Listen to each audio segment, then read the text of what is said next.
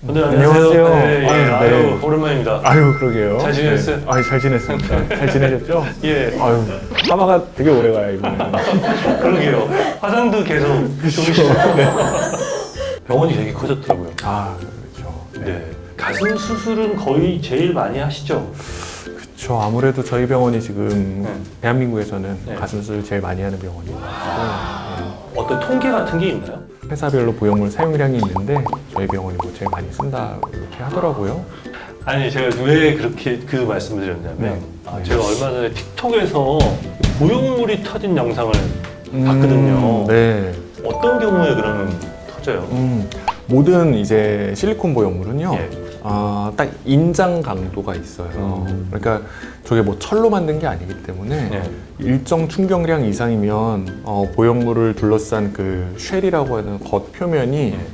파손 파열이 될 수 있거든요. 예, 예. 일반적으로 저거를 이제 만들 때 설계할 때 허가 기준이 뭐 당연히 이제 체중을 포함한 웬만한 충격을 다 견딜 수 있게 테스트를 거치지만 교통사고를 가정을 한다거나 폭행을 당한다거나 아니면 내 가슴을 뭐 누가 비튼다거나 이런 것까지 설정은 안 해놨어요. 그래서 뭐 일정 강도 이상으로 충격을 받으면 파손 파열은 일어날 수 있어요. 터진 걸 혹시 보셨는지. 최근에 사용하는 그 보형물들은 네. 파손 파열례가 거의 없기는 해요. 네. 근데 이제 보형물을 사용한 그 역사 자체로 봐서는 수십 년이 지났기 때문에 네. 과거에 사용했던 보형물들의 이제 파손 파열례는 최근 들어서 조금 이렇게 보고가 되고 있고 정말로 막 30년 전에 수술을 하셨으면 그때는 액상 실리콘을 썼거든요. 네. 그래서 안에 정말 이제 끈적끈적한 실리콘이 여기저기 다 퍼져 있는 경우가 있고요. 예전 보형물은 줄줄 흘러내려왔어요. 근데 한 10년 전에 수술했고 뭐 이제 물방울 보형물을 네. 이제 썼을 때 파열이 됐다라고 하면 그냥 파손 파열의 여부는 그냥 검사상으로 할 수 있는 거지 네. 실질적으로 그게 막 새어나와가지고 막 주변으로 퍼져 있지는 않습니다. 이거를 본인이 느낄 수 있나요? 예전에 뭐 생리식염수 보형물을 쓰신 분들은 네. 느꼈어요. 왜냐하면 그때 사용한 거는 이제 식염수가 들어있었고 식염수는 이제 파손 파열이 새어 나오면 몸으로 흡수가 되니까 네. 어느 날 보니까 내가 한쪽 가슴이 없어진 거예요. 그러면 그런 분들은 이제 바로 알고 병원으로 이제 오셔가지고 양쪽 보형물을 교체를 한다든지 이렇게 하시고요. 네. 근데 식염수 보형물이 아닌 실리콘 보형물은 네. 뭐 그런 자각할 수 있는 증상은 없고 그냥 정기 검진을 받았는데 보형물이 파손됐네요라고 그렇게 얘기를 듣고 오십니다.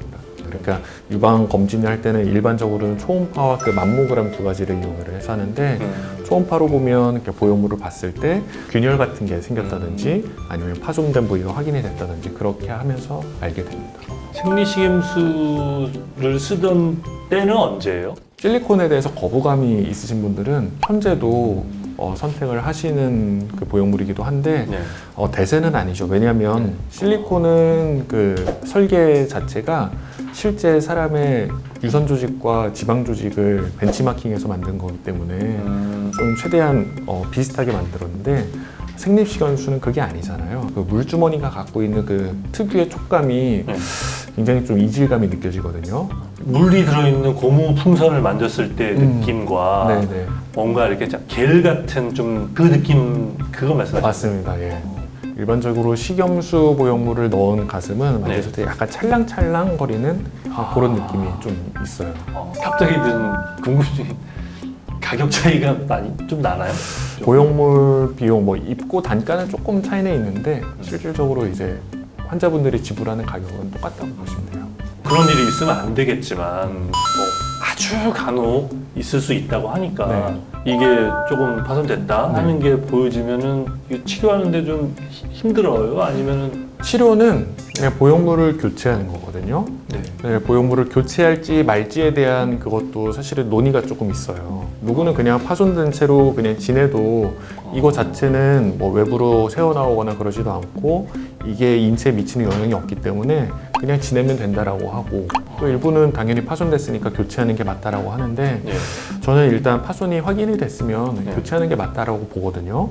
근데 그 교체하는 과정은 그냥 굉장히 간단합니다. 기존에 있었던 절개 부위 다시 절개해가지고 보형물 꺼내고 다시 교체하는 거니까 어렵지는 않습니다. 이 보형물이 내 몸이랑 안 맞을 수 있다는 게 몸에서 이 반응을 하기도 하나요? 실리콘 보형물의 장점 중에 하나가 네. 수십 년 동안 저희가 사용을 하면서 이게 체내에 삽입이 됐을 때 어떤 반응을 일으킬지를 정확하게 알 수 있기 때문이거든요. 아, 만약에 이제 50년 전이었다면 실리콘도 체내에 삽입을 하고 파라핀도 삽입을 하고 막 그랬단 말이에요. 하지만 저희 지금 파라핀은 전혀 삽입하지 않잖아요. 파라핀은 이제 금지된 거고 이제는 실리콘만 계속 사용을 하는데 그 이유는 이미 거기에 대해서 연구 데이터가 누적이 됐고 많이 밝혀졌기 때문에 사용을 하는 겁니다. 그래서 안전성에 있어서는 많이 입증이 됐고 그리고 보형물의 촉감도 많이 개선이 됐고 예. 모양적인 부분도 아직은 좋아요. 하지만 여전히 좀 숙제로 안고 있는 거는 보형물을 넣었을 때 보형물의 부자연스러움을 좀 개선할 수 있는 뭔가 좀 다른 방법이 나오지 않을까? 하지만 현재 내 삶에서 부족한 부분이 뭔지 찾아보고 그게 만약에 성형을 통해서 도움을 받을 수 있다고 하면 지금 그냥 결정을 내리는 게 성형외과 전문의로서 봤을 때 나쁘지 않은 선택이라고 봅니다. 저의 뭐 개인적인 경험에 비추어서 뭐 이거를 싸라는 게 아니고 지금까지 수십 년간 누적된 데이터를 바탕으로 해서 얘기를 하는 거니까 그거에 대해서 크게 불안해하지 않으셔도 좋을 것 같습니다. 그런 것 같네요. 이런 보형물 문제 때문에 조금이라도 고민하시거나 걱정하시거나 그런 분들한테 오늘 이 영상이 좀 도움이 됐으면 좋겠고 오늘 좋은 말씀해 주셔서 너무 감사합니다. 아유, 네. 좋은 질문. 그리고 조금이라도 도움이 됐으면 네, 좋겠습니다. 감사합니다. 네, 감사합니다. 네, 또 만나요.